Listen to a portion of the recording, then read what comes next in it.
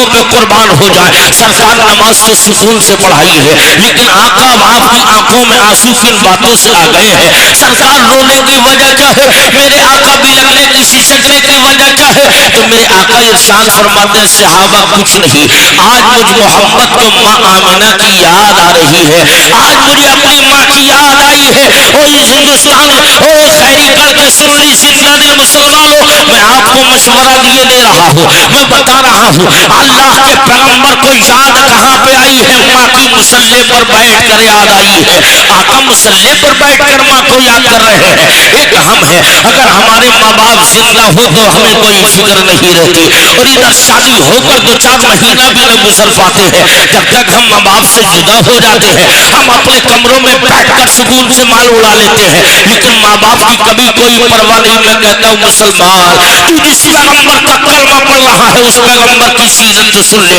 اس پیغمبر کو یاد آئی ہے تو اپنے کمرے میں بیٹھ کر نہیں, مسجد کے مصلی پر بیٹھ کے یاد آئی ہے. اس سے پتہ ہی چلتا ہے ماں باپ کو کہاں یاد کرنا چاہیے. اور اسی مناسبت سے مدینے والے آقا نے کہا تھا کامیاب ہے وہ بیٹا کہ جب نماز پڑھے اور نماز پڑھنے کے بعد میں جب وہ دعا کرے گا, اور دعا کرنے کے ساتھ ساتھ جب تک وہ جب دعا کرے گا اور دعا کے لیے ہاتھ اٹھائے گا, اور ان دعاؤں میں اگر ماں باپ زندہ ہو تو لمبی عمر کی دعا کرے, اور ماں باپ مر گئے ہو تو ان کی بخشش کی دعا کرے. ادھر بیٹا جب دعا کے لیے ہاتھ اٹھائے گا اور اس کی دعا جب بابے جامت سے ٹکرائے گی تو رب رحمتیں کہے گی بندے تو نے ماں باپ کی بخشش کی دعا کی ہے تو میں نے تیری دعا کے بدولت تجھے بھی معاف کر دیا ہے, تیرے ماں باپ کو بھی معاف کر دیا ہے. نعرہ تکبیر, نعرہ رسالت, مسلک اعلی حضرت, عظمت والدین, جشن ویسے قرنی, خواجہ کا ہندوستان, حق خطابت. سبحان اللہ سبحان اللہ. تجھے بھی معاف کر دیا ہے, تیرے ماں باپ کو بھی معاف کر دیا ہے. حضرات یہ طریقہ مصطفیٰ جان رحمت ہمیں دے رہے ہیں. اللہ کے حبیب نے ہمیں اور آپ کو یہ طریقہ دیا ہے. ماں باپ کہاں یاد کیے جا رہے ہیں؟ مسجد میں یاد کیا جا رہا ہے. اللہ کا حبیب ماں کو مسجد میں مصلی پر یاد کر رہا ہے. صحابہ عرض کرتے ہیں آقا آپ کو ماں کی کیا باتوں نے رلا دیا ہے؟ آپ کی ماں کو کون سی باتیں آپ کو ماں کی یاد آ رہی ہے؟ تو میرے نبی فرماتے میرے صحابہ اس وقت مجھے میری ماں کی وہ بات یاد آ رہی ہے کہ جب تمہارا اور نبی 6 سال کی ننھی عمر میں اپنی ماں کے ساتھ نانی کے گھر گیا تھا, اور نانی کے گھر سے واپسی کے موقع پر مقام ابوا میں میری ماں کی طبیعت خراب ہو گئی تھی. صحابہ میرے آقا کے غلام عرض کرتے ہیں آقا آگے کا منظر بیان کیجئے. تو مدینے والے نبی فرماتے میرے صحابہ بس مت پوچھو, اتنا کہا اور سرکار کی چشمان نبوت سے آنسوؤں کی جھڑیاں نکل رہی ہے, اور مصطفیٰ جان رحمت کی آنکھوں کے بندن توڑ کر آنسو مصطفیٰ کی داڑھی شریف میں پیوست ہو رہے ہیں, اور اللہ کا حبیب رو رہا ہے. سسکیاں تیز ہو گئی. غلام عرض کرتے ہیں آقا آپ کو کن چیزوں نے ماں کی رلا دیا؟ تو میرے نبی فرماتے صحابہ میں اپنے نانی کے گھر سے واپس آ رہا تھا, مقام ابوا میں پہنچا ہی تھا, میں چھوٹا سا تھا, 6 سال کی ننھی عمر تھی, اور میری ماں کی طبیعت وہاں خراب ہو گئی. صحابہ اس وقت میں میری ماں کے بعد میں کوئی بچانے کے لیے بستر نہیں تھا, اس وقت میں میری ماں کے سر کے نیچے لگانے کے لیے کوئی تکیہ نہیں تھا. یہ اسلام کا وہ دور بتا رہا ہوں جب پیغمبر کی ننھی سی عمر ہے. میرے آقا فرماتے آج تو میرے پاس سب کچھ ہے, مگر اس وقت میں میری ماں کے بعد بچھانے کے لیے بچھونا تک نہ تھا. وہ معرف کی پتھریلی زمین تھی, اس پتھریلی زمین پر میری ماں لیٹ گئی. وہ پتھریلی زمین جس پر پیر سے چلنا تو مشکل ہے, مگر بدن کے ساتھ میں جب اس تپتی ریت پر مصطفیٰ جان رحمت کی چہیتی ماں لیٹی ہے, اس تپتی ہوئی شاہراہ پر مصطفیٰ کی ماں لیٹی ہے. آقا فرماتے وہ مجھے دیکھ رہی تھی اور میں ماں کو دیکھ رہا تھا, تو میری ماں کے قریب میں ایک چھوٹا سا پتھر تھا. اس پتھر کو میری ماں نے قریب کر لیا, اور اسی پتھر کو میری ماں نے اپنے سر کا تکیہ بنا لیا. آقا فرماتے صحابہ جب اتنا سنا تو میرے آقا کے آنسو اور تیز ہو گئے. آقا رو رہے ہیں, کیوں رویا جا رہا ہے؟ نبی ماں کی محبت میں رو رہے ہیں, ماں کی یاد آ رہی ہے تو نبی رو رہے ہیں. صرف نبی ہی نہیں, جن صحابہ کے اس وقت میں ماں باپ کا انتقال ہوا تھا، وہ اپنے باپ کو یاد کر کے رو رہے ہیں. جس کی ماں کا انتقال ہو گیا وہ اپنی ماں کو یاد کر کے رو رہے ہیں. اللہ کے حبیب زارو قطار روتے ہیں اور آنکھیں چشمان نبوت کا بندن توڑ کر جب یہ آنسو اور نیچے کو چلے، مصطفیٰ جان رحمت کی داڑھی شریف تر ہو رہی ہے اور میرا نبی ماں کو یاد کرتا جا رہا ہے. اللہ کے حبیب کو ماں کو اس طور پر یاد کر رہے ہیں. ارشاد فرماتے صحابہ میں روتا رہا اور میں بھی وہیں پر تھا تو میری ماں نے مجھے دیکھا اور میں نے اپنی ماں کو دیکھا. جب ماں مجھے دیکھتی رہی میں ماں کو دیکھتا رہا. اچانک ماں مجھے دیکھتے دیکھتے ساروں قطار رو رہی، آنکھوں سے آنسو نکلے. اب میں آپ سے پوچھتا ہوں مسلمانوں، آپ کے بھی بچے ہیں، میں آپ سے پوچھتا ہوں کلیجے پہ ہاتھ رکھ کے بتانا تو صحیح، اگر بچہ چھوٹا ہو، اگر ماں باپ روتے ہو تو ماں باپ کو وجہ بتائے بغیر پوچھے بغیر وہ بچہ ماں باپ کو روتے دیکھ کر خود رونے لگتا ہے اور اس کے بعد پوچھتا ہے ماں بتاؤ رونے کی وجہ کیا ہے، آخر تم کیوں رو رہی ہو؟ مصطفیٰ عرض کرتے ہیں ماں آپ کے رونے کی وجہ کیا ہے؟ جس چیز نے رلایا ہے. آقا ٹکٹکی باندھ کر دیکھ رہے ہیں اور حضرت آمینہ مصطفیٰ کو دیکھ رہی ہے اور پیغمبر اپنی ماں کو دیکھ رہے ہیں. ایک بیٹا ماں کو دیکھتا ہے، ایک ماں اپنے بیٹے کو دیکھتی ہے اور دیکھنے کا یہ سلسلہ چلا. آقا کی آنکھوں سے آنسو تو آمینہ نے سینے سے نبی کو لگایا اور نبی کو لگا کر لب و رخسار کی بلائیں لی اور جب لب و رخسار کو چوم لیا مصطفیٰ نے.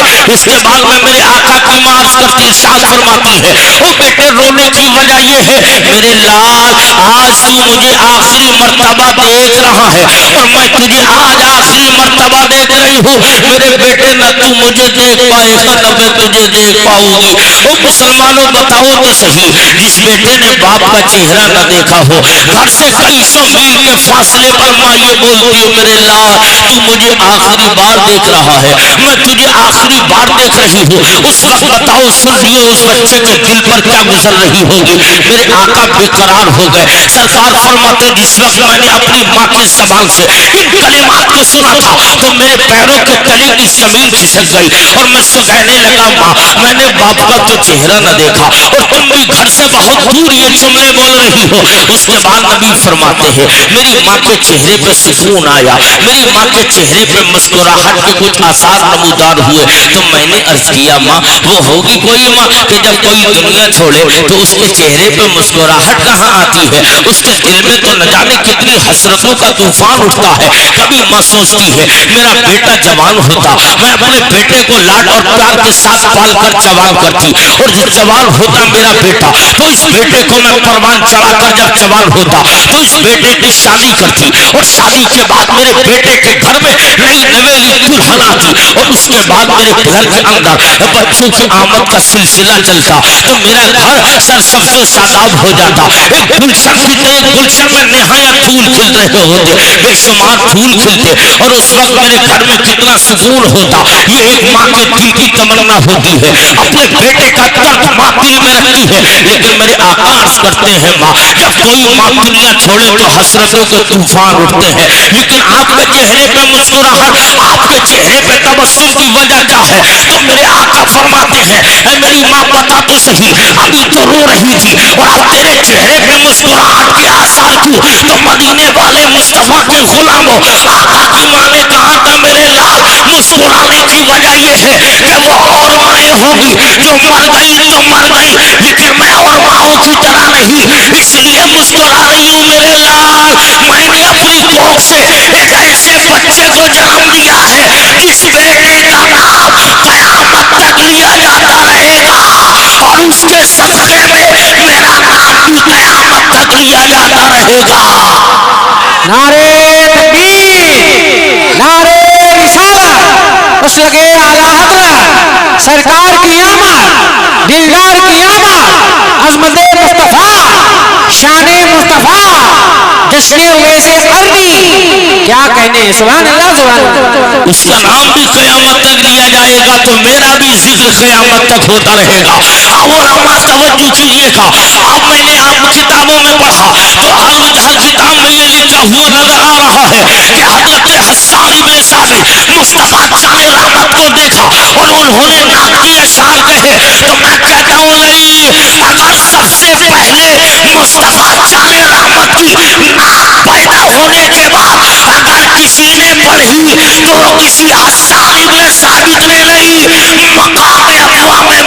की माँ आमिना ने पढ़ी थी। वाह वाह वाह, जिंदाबाद जिंदाबाद, क्या कहने, सुभान अल्लाह सुभान अल्लाह। फरमाती मेरे बेटे वो और माएँ होंगी जो मर जाएंगी, लेकिन मैंने ऐसे बेटे को जन्म दिया है मेरे बेटे लाल कि तेरा भी जिक्र क़यामत तक होगा तो मेरा जिक्र भी क़यामत तक होता रहेगा। क्या बात है। सरकार की माँ का विशाल हो गया। मेरे आका की मोहब्बत तो देखो। शहबाज करते मेरे नबी और बताइए, तो मदीने वाले आका बयान करते हैं सहाबा, साथ में उम्मे ऐमन थी। मैंने उस वक्त में उस अबवा नामी टीले पर काले पत्थरों की एक कब्र तैयार की। अल्लाह अल्लाह। उन काले पत्थरों में मैंने अपनी माँ को हमेशा हमेशा के लिए दफन कर दिया। और मैं वापस आ रहा था, कुछ दूर उम्मे ऐमन ने उंगली पकड़ी थी, काफिला ठहर गया और मैं फिर क्या करता हूँ। उम्मे ऐमन बयान करती हैं कि जब सारे लोग सो गए तो मेरे दिल में ख्याल था कि अब मैं जा रही हूँ वापस। सरदारी कुरैश अब्दुल मुत्तलिब मुझसे पूछेंगे, बताऊं मैं ऐमन मेरी बहू आमिना का क्या हुआ, उनको क्या जवाब दूंगी। इसी शीशोपंज में हजरत सैयदा उम्मे ऐमन है। मगर जब शहजाद का वक्त हुआ तमाम लोग सो गए, क्या देखा उन तमाम लोगों के साथ में कोई नहीं, सब लोग हैं मगर सरकार उस बैतूल के अंदर नहीं है। अचानक हुजूर उठे और उठने के बाद अपनी माँ की मोहब्बत में पैदल चलते रहे। चलते चलते उन जिन काले पत्थरों में हुजूर ने माँ को दफन किया था, पैगंबर उन्हीं काले पत्थरों की कब्र पर बैठ गए और करीब में जाकर जैसे ही हुजूर बैठे हैं तो अपनी माँ से बातें कर रहे हैं। एक बेटा अपने दिल की बातें अपनी माँ से कर रहा है। उम्मे ऐमन की आंख खुली, देखा कि हुजूर नहीं है तो फौरन घबरा गई। उन्होंने सोचा बहू के बारे में तो बता दिया जाएगा अब्दुल मुत्तलिब को, मगर बेटे के बारे में कहाँ से मैं जवाब दे पाऊंगी। तमाम में तलाश किया लेकिन कहीं न मिले। अचानक बाहर निकली तो हुजूर के गुजरने की खुशबू महसूस हो गई और मुस्तफ़ा जैसे ही जहाँ जिस रास्ते से गुजरे हैं उस रास्ते पर नबी के गुजरने की खुशबू जब उन्हें लगी तो क्या देखा, उसी के रास्ते पर चलती बनी। चलते चलते क्या देखती है, उसी अबवा नामी टीले पर पहुंच गई। उस अबवा नामी टीले पर जैसे ही मेरे आका की माँ हजरत उम्मे ऐमन पहुंची है, क्या देखती है कि हुजूर बैठे हैं, माँ की गोद को अपनी बाहों में लिया है और मेरे आका रो रो कर अपनी माँ से बातें कर रहे हैं। उसके बाद वापस उंगली पकड़कर उम्मे ऐमन ने नबी को साथ लिया, वापस आ गई। उम्मे ऐमन बयान करती है जैसे ही मैंने मोहम्मद को साथ लिया था तो ये शहजादा मोहम्मद उन काले पत्थरों को छोड़ तो रहा था मगर मुड़ मुड़ मुड़ कर अपनी माँ की कब्र की तरफ देख रहा था और यहाँ तक कि कब्र आंखों से ओझल हो गई। हजरात तारीख हमें बता रही है, इधर मस्जिद नबवी में सहाबा के झुरमुट में मेरे आका है। उसके बाद मेरे आका बयान करते हैं मेरे सहाबा, मैं अपने घर वापस आ गया लेकिन याद रखना मेरे गुलामों, अगर आज मेरी माँ आमिना जिंदा होती तो मेरी खुशी में बेशुमार इजाफा हो जाता। लेकिन मेरे सहाबा अगर तुम माँ का मर्तबा समझना चाहते हो, सहाबा अगर माँ का मकाम समझना चाहते हो तो सुन लो मेरे गुलामों, अगर मैं तुम्हें नमाज पढ़ा रहा होता और मेरी माँ दूर खड़े होकर मुझे आवाज देती और मेरे बेटे मोहम्मद करीब आ जा, तो मेरे गुलामों मैं नमाज को वही रोक देता और मैं अपने माँ के कदमों में लग जाता। क्या कहने हैं, जिंदाबाद जिंदाबाद, वाह वाह वाह वाह, सुभान अल्लाह सुभान अल्लाह।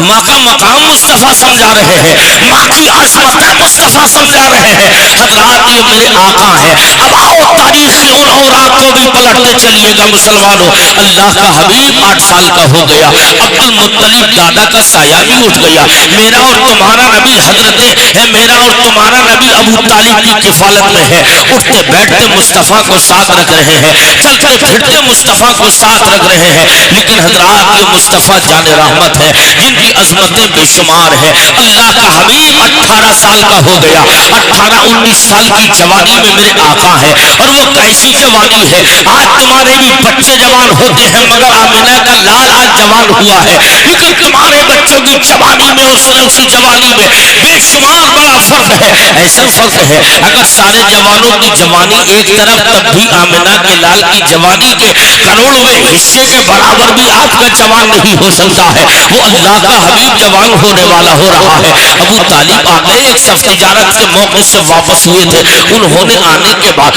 مکے میں داخل ہوئے تو راستے میں جناب خدیجہ ملی. ان خدیجہ نے آپ کو اپنے گھر بلایا اور بلانے کے بعد عرض کیا تھا او بھائی جان اس مکے کے حالات بڑے خراب ہیں. اس مکے کے تاجروں کا معاملہ تو یہ ہے کہ مکے کے تاجر جو میرا سامان لے کر تجارت کے لیے جاتے ہیں وہ میرا مال مجھے واپس نہیں کرتے. نہ تو نفع دیا جاتا ہے نہ جمع دی جاتی ہے. اگر یہی حالات رہے تو بھائی ابو طالب میں تو غریب ہو جاؤں گی. میری تمام دولت ایسے ہی برباد ہوگی. مجھے ضرورت کسی ایسے تاجر کی ہے. مجھے ضرورت کسی ایسے امین کی ہے. مجھے ضرورت کسی ایسے انوکھے لاڈلے تاجر کی ہے جو ایماندار بھی ہو, امانت دار بھی ہو, دیانت دار بھی ہو, جو بے شمار سچ بولنے والا ہو. یہ تمام باتیں جب انہوں نے کہی تھی تو میرے آقا کے چچا ابو طالب کہتے ہیں ایسا ہے خدیجہ پریشان نہ ہو. تجھے معلوم نہیں میں تجھے ایک ایسے تاجر کا انتخاب کر کے دوں گا. ایک ایسا تاجر تجھے دیا جائے گا جس کی تجارت کا چرچا, جس کی تقویٰ و طہارت اور پاکیزگی کا عالم یہ ہے. مکے کے لوگ سب سے سچا اگر جسے مانتے ہیں وہ عبداللہ کے بیٹے محمد کو مانا کرتے ہیں. اس سے سچا کوئی پوری دنیا میں نہیں ہے. مکے میں امانتیں میرے بھتیجے کے پاس رکھی جاتی ہے. میں اس سے مشورہ کر کے دیکھتا ہوں. اگر وہ مان جاتے ہیں تو اچھی بات ہے, اگر نہیں مانتے ہیں تو بھی میں انہیں منانے کی کوشش کروں گا. آ گئے ابو طالب اور آنے کے بعد کہتے ہیں بھتیجے گھر میں غریبی بہت ہے, ظاہری طور پہ غربت ہے. ایسا کرو میرے لال میں تجھے مشورہ دیتا ہوں تو خدیجہ کا مال لے جا. جیسے مکے کے اور لوگ تجارت کے لیے مال لے جاتے ہیں تو بھی اس عورت کا مال تجارت کے لیے لے جا. اور جب تو تجارت کے لیے لے جائے گا نا بیٹے تو اس میں تجھے بہت سارا نفع ہوگا. تو آدھا نفع تو لے لینا, آدھا نفع اس کو واپس کر دینا, آدھا آدھا کر لینا. اور اس طریقے سے جب تو 2-4 تجارتیں کرے گا تو گھر کی ساری غریبی دور ہوگی. میرے آقا فرماتے ہیں وہ چچا ابو طالب کیا بات کر رہے ہیں آپ. آج تک جب محمد نے مزدوری نہیں کی تو اب بھی محمد کی غیرت مزدوری کے لیے تیار نہیں ہو پا رہی ہے. میری غیرت گوارا نہیں کرتی. میں کسی کی مزدوری کرنے کے لیے جب عرض کرتے ہیں میرے آقا کے چچا ابو طالب وہ بیٹے اب محمد ایسا ہے تو مزدوری کرنے تھوڑی جا رہا ہے, تو تجارت کرنے جا رہا ہے. جا تو تاجر بن کے چلا جا, دیکھنا وہ تیرے ساتھ میں نوکروں والا سلوک نہیں کرے گی. ابو طالب کے کہنے پہ میرے آقا خدیجہ کے یہاں پہنچے ہیں. او اسلام کے مقدس سیالو آؤ تاریخ کے اور آپ پلٹتے چلیے گا. کون خدیجہ ہے؟ آج وہ اسلام کی پہلی ماں ہے. میرے آقا مصطفیٰ جان رحمت ان کے گھر پہنچ گئے تو اس وقت میں نہ تو نبی نے اعلان نبوت کیا تھا, نہ تو ابھی قرآن کی کوئی آیت نازل ہوئی تھی, نہ ابھی قرآن اترا تھا, نہ آیت پردہ اتری تھی. اس کے باوجود حضرت خدیجہ کے پردے کا عالم یہ ہے انہوں نے کپڑے کی پردے کی دیوار لگائی. اس پردے کی دیوار کی اس پار خدیجہ بیٹھ گئے اور اس پار میرے آقا بیٹھے ہیں. بات میں بات چیت ہوتی رہی, عہد و پیمان ہوتا رہا, لیکن خدیجہ کے دل کی تمنا یہ ہے کاش محمد نظریں اٹھا کے دیکھے تو صحیح. مگر میرے آقا ہیں جنہوں نے نظریں اٹھا کر نہیں دیکھا. اللہ کا حبیب نظریں جھکا کر کے بات کر رہا ہے. میں آپ سے عرض کرتا چلوں مسلمانوں, وہ پیغمبر کیسے نظریں اٹھا سکتا ہے؟ وہ آقا کیسے نظریں اٹھا کر بات کرے گا؟ اس پیغمبر نے اپنے ماننے والوں کو نصیحت کی. ارشاد فرمایا میرے غلاموں جب تم راستے سے چلا کرو تو اپنی نظریں نیچی کر کے چلا کرو, نظریں جھکا کر چلا کرو. غلاموں نے عرض کیا آقا نظریں جھکائیں گے تو ملے گا کیا؟ تو نبی کے رحمت نے جواب دیا اگر نظریں جھکاؤ گے تو خدا تمہاری عزت بھی سلامت رکھے گا اور دوسرے کی عزت بھی سلامت رکھے گا. نعرے تکبیر, نعرے رسالت, مسلک اعلی حضرت, مذہب اسلام, حق اقامت, مفتی حسن منظری بریلوی شریف. کیا بات ہے بابا. خدیجہ سے بات چیت ہو رہی ہے. بات سمجھ میں آ رہی ہے آپ کے سب کے؟ آ رہی ہے تو ہاتھ اٹھا کے کیا بولنا ہے؟ بلند آواز سے بول کے دکھائیے. اور بلند آواز سے ہاں پیچھے والے لوگ کچھ ہاتھ نہیں اٹھا پا رہے ہیں، اگر وہ کوئی کمزوری ہو تو اللہ پاک اس ذکر کی وجہ سے ان کی کمزوریاں ختم کر دے۔ ہاتھ اٹھائیے اور اس امید پر کہ اگر ہمارا ہاتھ اٹھانا رب کو قبول ہو گیا تو انشاءاللہ ہمارا بیڑا پار ہو جائے گا۔ اپنے رب کی پاکیزگی بیان کیجئے اور ہاتھ اٹھا کے بولیے سبحان اللہ۔ میرے آقا صلی اللہ علیہ وسلم خدیجہ سے بات کر رہے ہیں اور بات کرنے کا عالم یہ ہے نظریں جھکی ہیں، میرے آقا اس پار ہیں، خدیجہ اس پار ہیں، لیکن خدیجہ دل ہی دل میں سوچ رہی ہیں میں تو وہ حسین اور جمیل شہزادی ہوں نا کہ میرے چہرے کی جھلک دیکھنے کے لیے مکے کے بڑے بڑے امیروں کے بیٹے دنیا چھوڑ کر چلے گئے، نہ جانے کتنے لوگ موت کے گھاٹ اتر گئے مگر میرے چہرے کی حسن و جمال کو وہ نہ دیکھ سکے۔ لیکن یہ عجیب نوجوان لڑکا ہے، عجیب نوجوان شہزادہ ہے کہ جو میری طرف نظر اٹھا کے تک نہیں دیکھ رہا ہے، کاش ایک نظر اٹھا کے دیکھے تو صحیح، مگر میرے آقا ہیں، نظریں نیچی ہیں اور بات چیت ہوتی رہی، اور جیسے ہی بات چیت کا سلسلہ آگے بڑھا تو نبی رحمت صلی اللہ علیہ وسلم جیسے ہی میرے آقا کائنات نے اس بات کا سلسلہ آگے بڑھایا اور اس کے بعد جب راضی ہو گئے تو خدیجہ نے مال تجارت کا دیا تو ساتھ میں ایک نوکر میسرہ کو بھی حضور کے ساتھ کر دیا، اور جب میرے آقا اس میسرہ نامی غلام کو ساتھ لے کر چلے،